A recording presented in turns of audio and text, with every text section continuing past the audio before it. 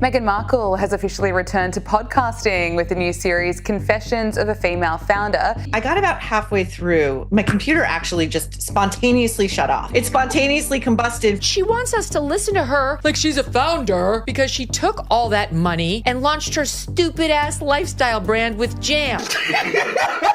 I might watch it in the same way that I turn my head to see a car accident. This is a disaster. This is a flop. The only thing she found was a rich, famous husband. If that's what constitutes being a founder, then sure, Meghan Markle's a founder. The nearest thing Meghan Markle ever had to a billion-dollar idea was marrying a prince. And even that didn't work out.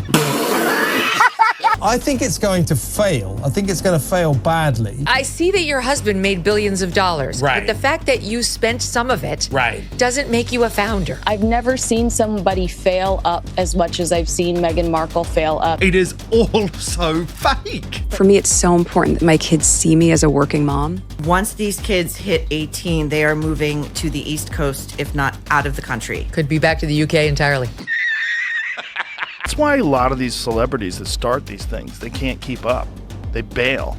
You know, like the Meghan Markles. It's plummeted out of the top 100 and is actually losing to a podcast all about sleeping. Maureen Callahan just destroyed Meghan Markle yet again, and this time it's over Meghan's brand new, already cringe-worthy podcast, Confessions of a Female Founder. Even before its official launch, Callahan delivered a scathing early verdict that speaks volumes about what was to come. I got about halfway through this teaser. My computer actually just spontaneously shut off. It spontaneously combusted. That's a pretty intense reaction right out of the gate, and it perfectly sets the stage for the widespread criticism this podcast is already facing. I think this is a massive PR disaster for Meghan. So, what exactly is making this venture an instant train wreck in the eyes of Callahan and so many others? We're about to dive into all the messy, cringe-worthy details. Right off the bat, the biggest, most glaring question everyone's asking about Confessions of a Female Founder is, what exactly has Meghan Markle founded? What real-world business has she actually built from the ground up to give her any authority to speak on this topic? The critics are pointing out that her resume is looking pretty thin in the founder department. What is her expertise in this space? She's not a founder. She's not really a business person. She was an actress on Suits and she had a blog. An actress and a blogger, hardly the CV of a seasoned entrepreneur. The consensus seems to be that any business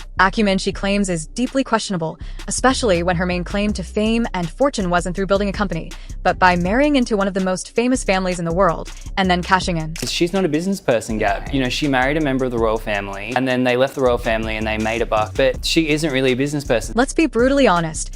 Many argue her most successful venture to date was bagging a prince. That was her billion-dollar idea, and even that, according to some, she couldn't see through properly because it involved actual work and responsibility. The nearest thing Meghan Markle ever had to a billion-dollar idea was marrying a prince. And even that didn't work out. The only thing she found was a rich, famous husband. If that's what constitutes being a founder, then sure, Meghan Markle's a founder. And now, after leveraging that royal connection for money, she's apparently trying to rebrand herself as some kind of business guru, launching a lifestyle brand, famously starting with jam, and expecting us to take her seriously as a founder. The audacity is almost laughable. She wants us to listen to her like she's a founder because she took all that money and launched her stupid-ass lifestyle brand with jam. Just because you have access to money, especially money that wasn't earned through your own entrepreneurial grit, and use it to start a project, that doesn't magically make you a founder with wisdom to share. I see that your husband made billions of dollars. Right. But the fact that you spent some of it doesn't make you a founder. It's this glaring lack of genuine entrepreneurial experience, this attempt to cosplay as a business leader without any real runs on the board, that makes her latest podcast attempt not just questionable, but a repeat of past disasters. So, nobody should be shocked that Meghan's latest founder fantasy is already being called out as a joke. Because if you look at her track record, it's littered with high-profile, mega-expensive flops. Her previous podcast attempts, especially the much-hyped Archetypes, are prime examples of projects that promised the world but delivered absolutely nothing of substance, quickly vanishing without a trace. The first episode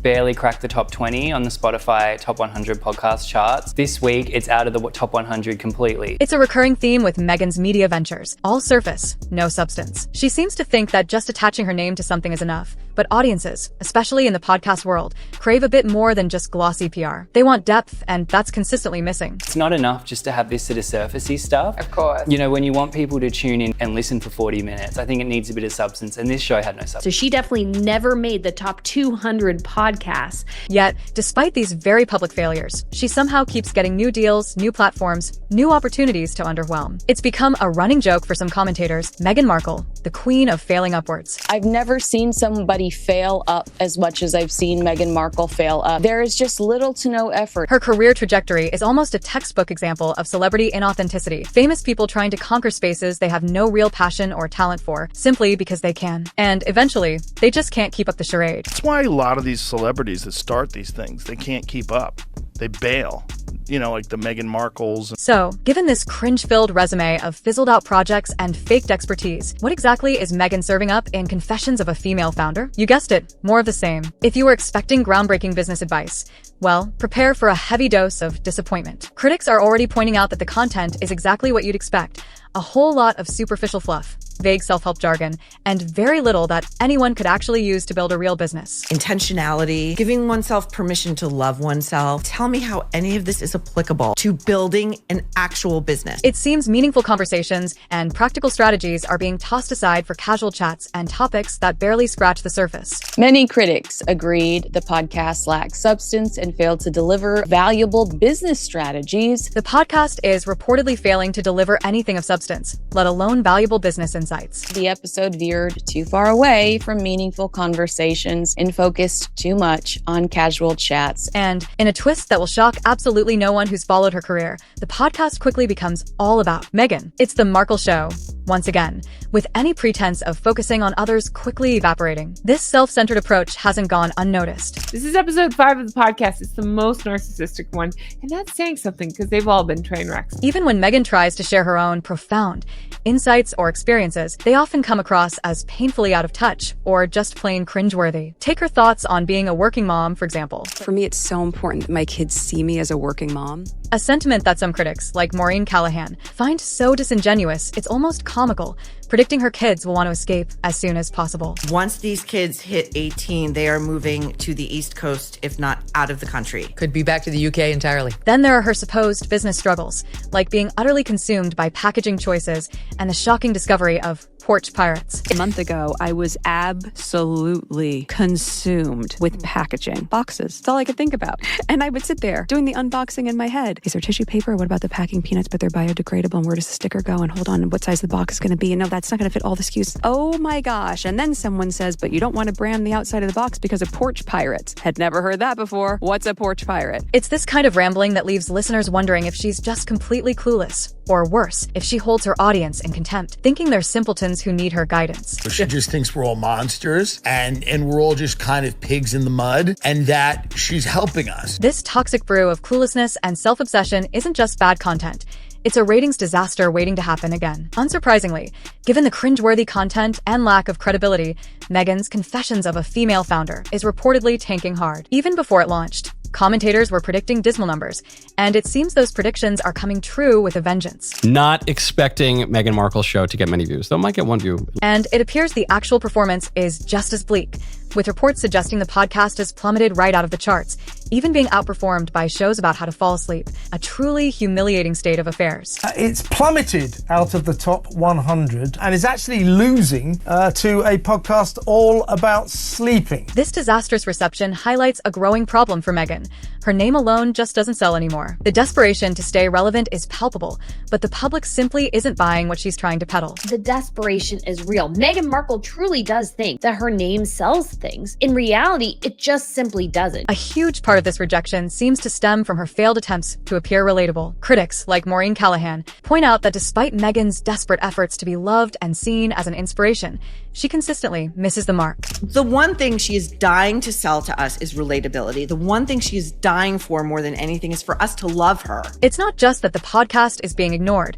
Reports suggest it's actively offending listeners, leading to predictions of a complete and utter failure for this latest venture. I mean, people are actually offended by this. So, I think it's going to fail. I think it's going to fail badly. This spectacular flameout isn't just about one bad podcast.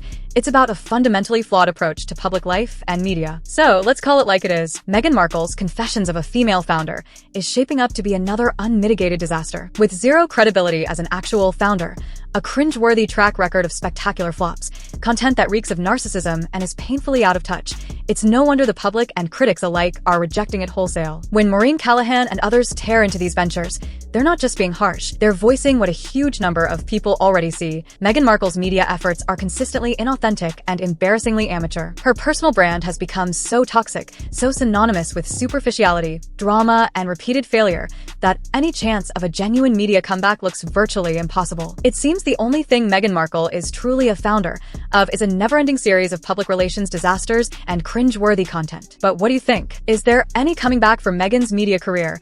Or is this Confessions podcast the final rusty nail in the coffin? Is Maureen Callahan right on the money with her brutal takedowns? Let us know your brutally honest thoughts in the comments below.